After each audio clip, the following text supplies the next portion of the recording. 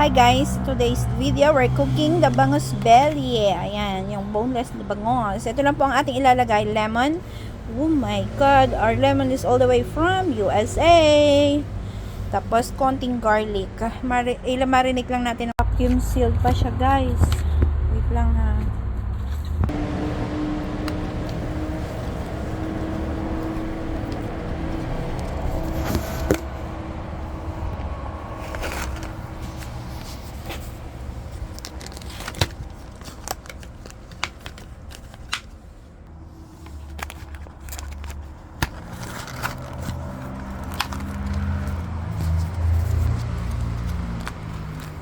Struggle is real pag walang patungan ng cellphone.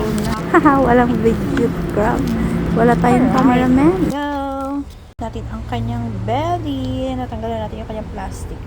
Ulala! Very fresh!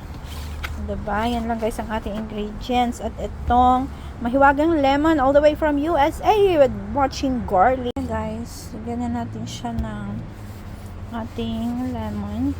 I-dip ko lang muna siya ng ganito para easy ko siyang ma-squeeze kasi wala ako pang squeezer dito. And lagyan tayo ng konting black pepper.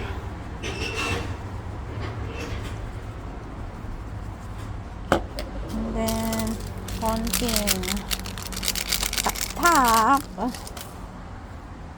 And lagyan na natin itong ating garlic.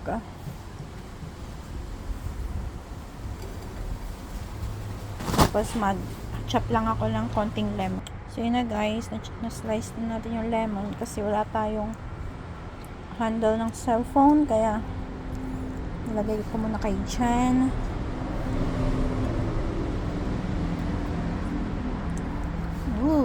Rub natin to para mas yummers.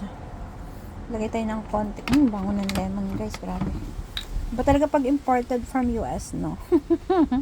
Lagay tayo ng konting toyo.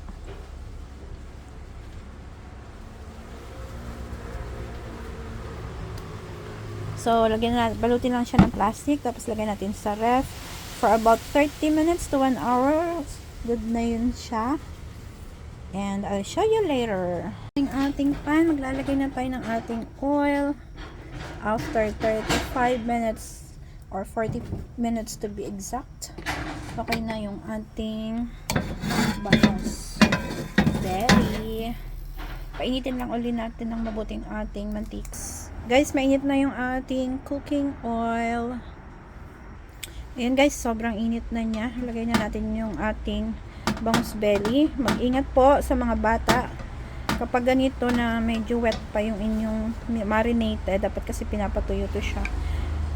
Expect nyo na magtatalsikan yan siya. Alright, lagay na po natin yan.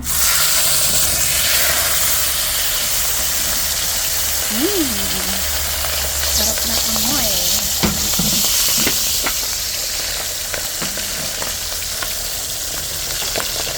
Hear that sound guys? Ito natin yung konting garlic.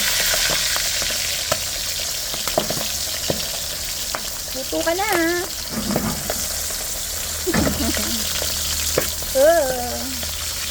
Hey, my camera.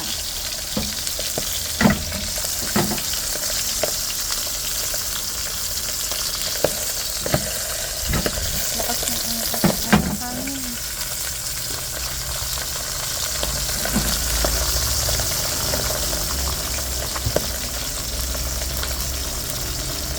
Our bangus belly is already cooked. Nag-butterfly fish nga lang siya dahil sa kakaputukan nila. But yeah, I'm sure very yummy ito. There you have it. Guys, kainan na tayo. Naging butterfly na yung ating bangus belly kasi sa kanilang putukan. But yeah, I'm sure this is super yummy. Try it and you will love it. Bye guys!